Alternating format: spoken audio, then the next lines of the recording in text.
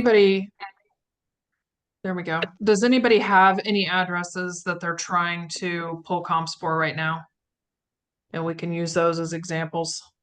Yes. Awesome. What is it? 807 South Elizabeth. Okay. Is it already listed? No. Okay, so if I'm trying to pull comps on something that hasn't already been listed, the first thing I'm going to do is go in and get the information on the house. So hopefully most people know how to go into the appraiser's website and get that information. If you don't, you'll have to slow that little section of the video down right there, and we'll make another video. Just to give everybody a little sneak peek, we're going to be recording a bunch of different videos and we're going to be putting them on a YouTube channel just for our agents and all of the big producers in the group. They're going to work on what their signature dance moves are, and they're going to make videos about what they do on how to like convert more Zillow leads. I know Bobby's going to work on that. I talked to Kelly Crisco about doing an open house. She's always picking up buyer leads out of that. Larry was going to work on some more lofty stuff. So everybody's kind of got a different game plan and a different thing that they're good at. So you might as well learn it from the people that are good at each of those things. So on this one, 807 South Elizabeth, here it is. And as you can see over here on the right side, built in 1940. So I kind of just take some notes on a little notepad, and then living square footage, 1608. I focus more on the above ground living space. So AGLA, as you see that in MLS. And then this one does not have a basement, so it has a crawl space. So I write that on there. Let me see here. If you go on clicking on the property card, you'll be able to see like if there's a garage or different things like that. So we'll want to know that. So there's what it looks like. You can also typically go to Google and find like a street view that. But usually down here, it's where they're going to show you that there's a garage or anything listed. So Ambry, do you know if there's a garage on this one? There is. It's a 4-car garage, and it's also, they turned it into a 4-bedroom, 2-bath. Oh, you're going to make this super challenging on me. Okay, so couple questions on that. Let's go with the first house and let's pretend that the back unit doesn't exist first and foremost. So it has a garage, so I'll make that on my list. And then also on this one, let me go back to the main screen. I'm just trying to figure out the bedroom and bathroom count. Where is it? I got too many tabs open. It functions like my brain. There we go. Okay, so it's a 3-2. So 3-bedroom, 2-bath. And then the other thing I'll write down is like right here, it's Lawrence's 7th edition. You can do this a couple of different ways, but this is kind of how I do mine. So now we'll go back into Paragon and we're going to search. So we're going to click on residential. And status, I start with sold, and you want all sold. And let me back out what I was looking at earlier. So property type, this one's a single family. So if it's a modular, a mobile home, or a condo, or a twin home, those are all going to be things that you need to select in here. But this one's single family. When I pull my comps, this one's 1,608 square feet. So I subtract 200 square feet and add it into that. And I add 200 square feet to the max. So you're plus or minus 200 square feet. Scrolling down here a little bit more, minimum, I'm just going to put the 2 baths in here. I think that's a big factor, especially in this price range. Basement, none. And we'll pick the date range, and we're going to look for the past 6 months. And then the other thing we're going to add in here is subdivision. And that was that Lawrence's 7th edition. So looks like they've got a couple of different ones. I don't know which one's which.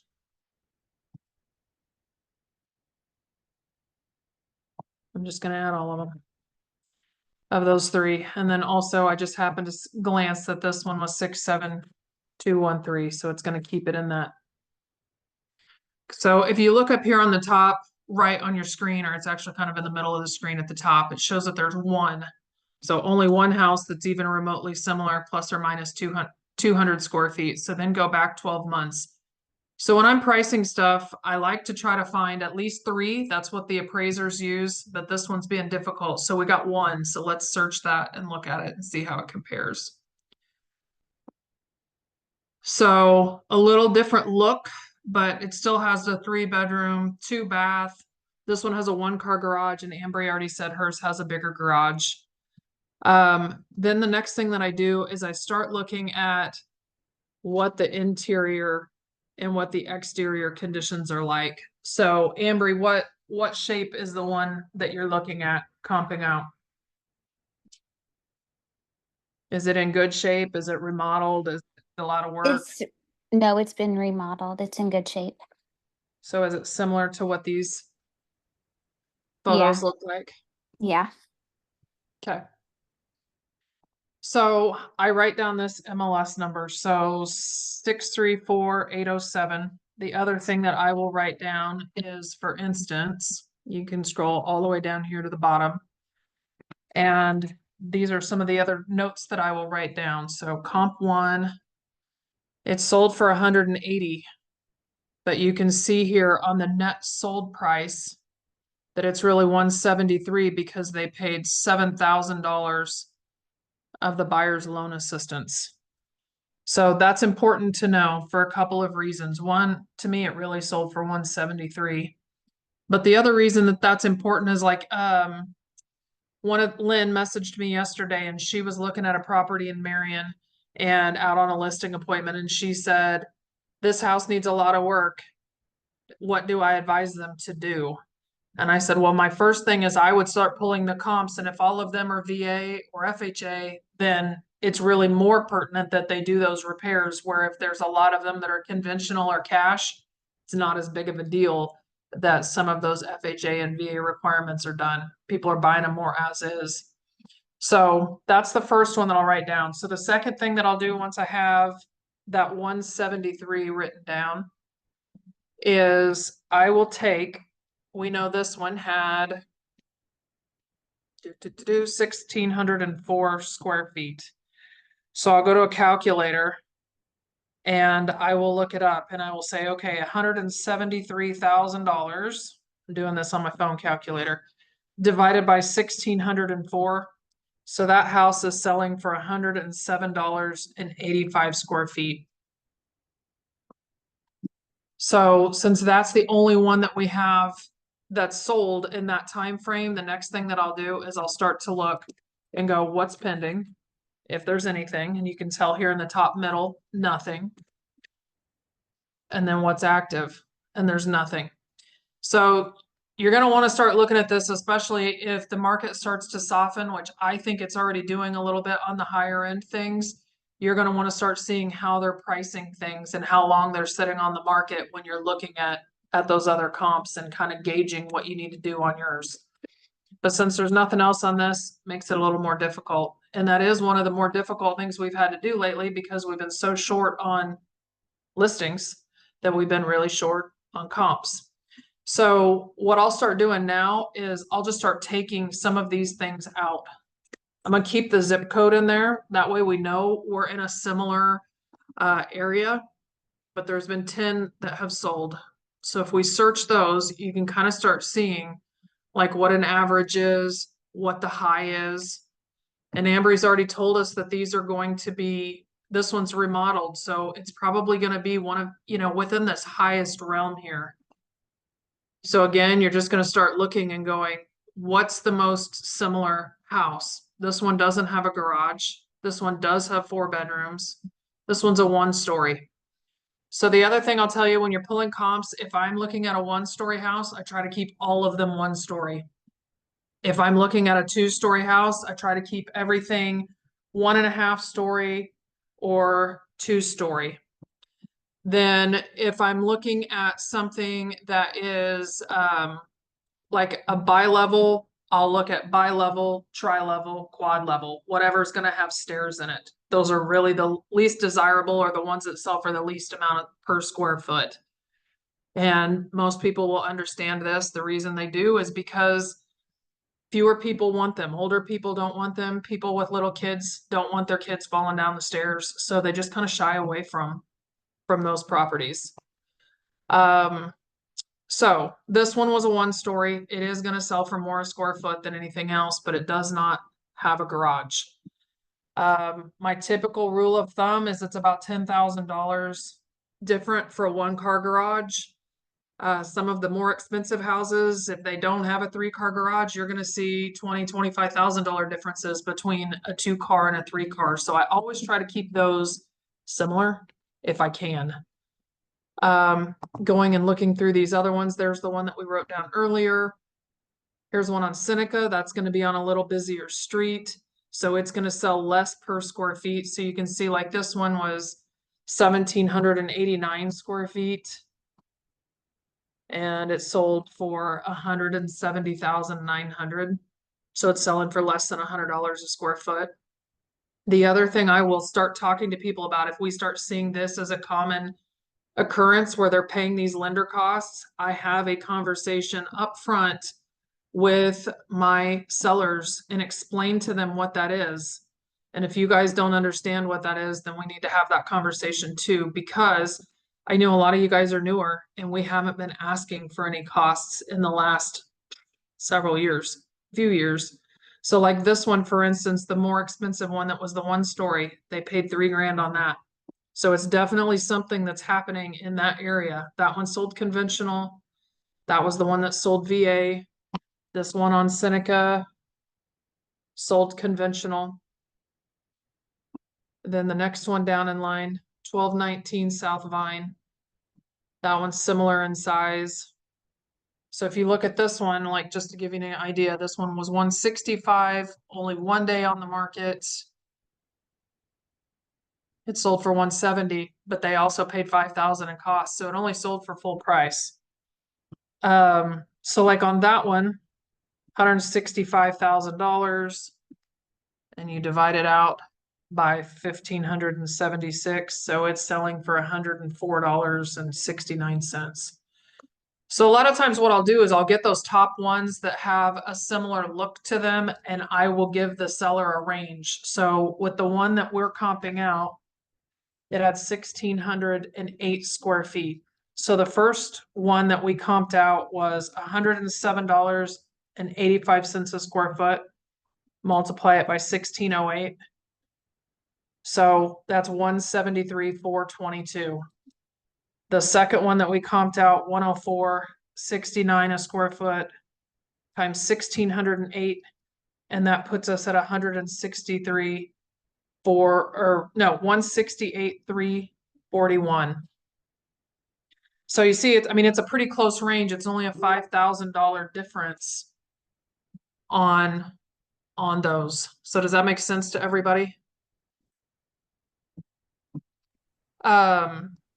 Ambry, with yours having that separate property in the back, gonna be something totally different. I have one of those myself, and they're just really hard because there's not a ton of them to go off of. But typically, if I'm pricing out something that's like that, or that's a duplex or whatever, you're actually going to want to search multifamily for that. And you're going to look basically at 2 separate units, unless you can have that lot subdivided and have 2 different legal descriptions that you're going to be able to use. So it's going to be a little tougher battle to get that one sold. But let's go with something a little easier. And what I mean by that is you guys probably understand, like if you're showing houses in College Hill, you got one that's $500,000, and then you got one next door that's $200,000. So it ranges, and it's really difficult to price something like that out. But let's go to, this is one that I've got that's going to be coming up in a listing. And I'm going to get rid of all, oops, I just deleted what I was typing in. So this was one that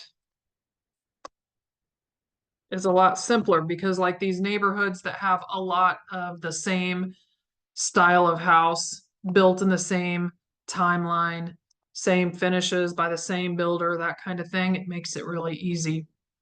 So like, for instance, this one, what I'm gonna write down on this one is it's 1,020 square feet AGLA, has a finished basement.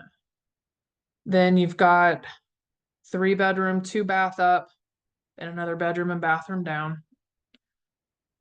2-car garage.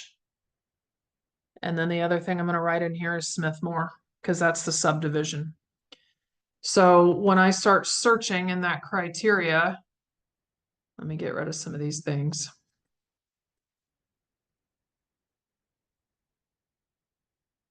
We're gonna keep looking for sold. And I'm gonna type in, this one was 1,020 square feet. So I'm gonna type in 820 and I'm gonna go all the way up to 1220. And then basement, yes, it's finished. Garage size, 2-car. Closing date, we've got 12 months back in there. Subdivision, I'm gonna type in Smithmore.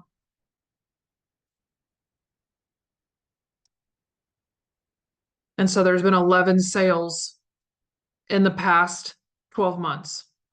So next thing, so we can get it narrowed down a little better, go back 6 months. Okay, there's 4. Because that's going to give you the best indication of whatever's happening in the market right now. So here's the 4 that have sold. And then you go in and you start looking to see which one is going to be the most like what you've got. So like, this is one that we're going to totally remodel and have ready to list, hopefully by the end of the month. But you're going to start looking at pictures. And so like, for instance, I sold this to an investor. This is what I'm looking at going, okay, this one's got laminate floors in it.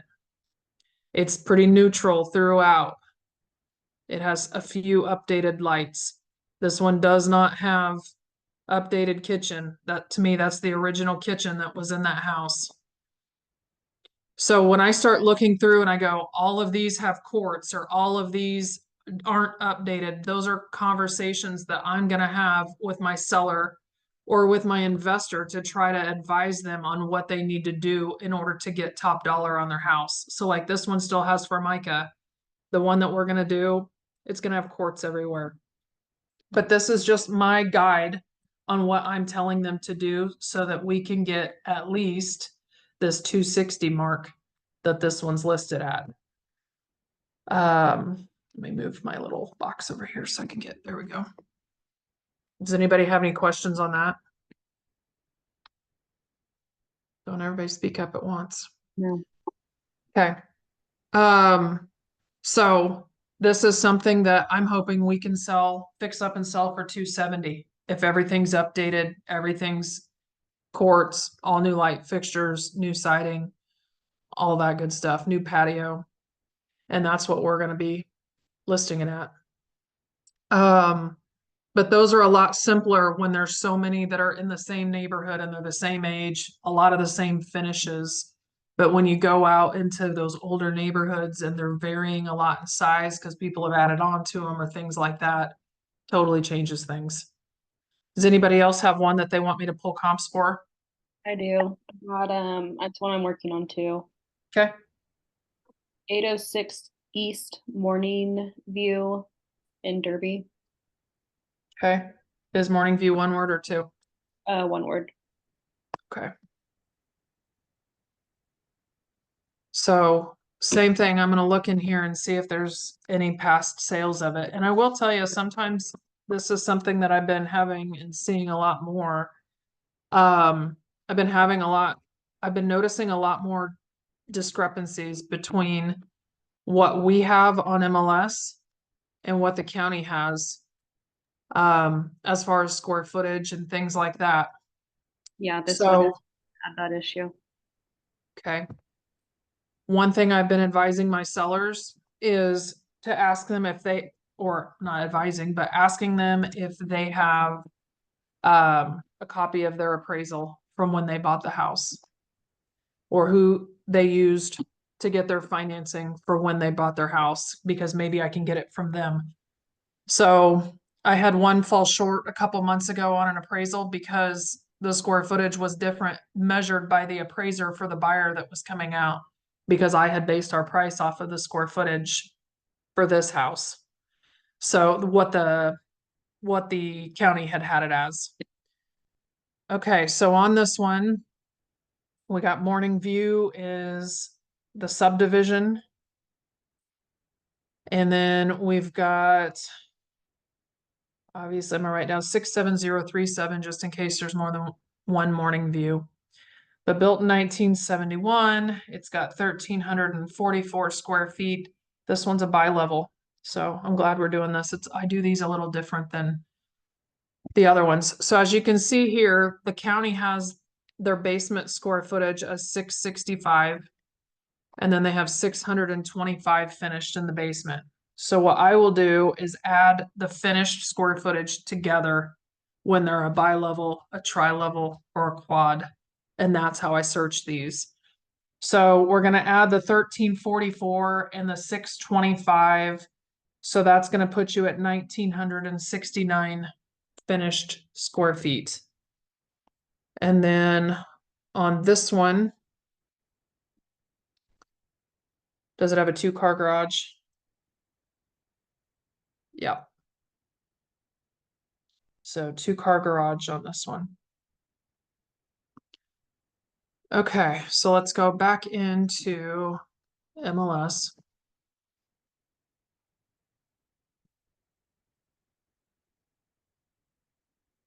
And the thing I try to emphasize to my sellers on this and to my investors on this is an appraisal is an opinion. Is it an educated opinion? Yes, but I have literally had the same house appraised by 2 different appraisers within 2 different weeks apart, and they're $10,000 difference. So just FYI. Same thing on this one. We're going to do plus or minus 200 of the total finished square footage on this one. So TFLA 1769 and then 2169. And zip code on this one 67037.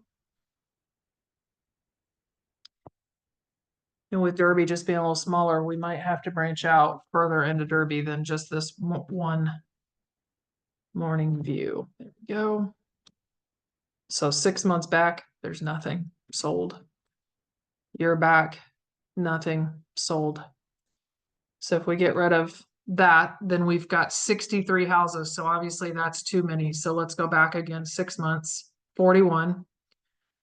2-car garage, we can start narrowing it down this way. So 22 of them. The other thing you can do on something like this, because a lot of the stuff in Derby, it's gonna be built in the 50s even, or newer. You can go in here and you can select like an age range to try to get you a little closer. So there's 12. So let's search those.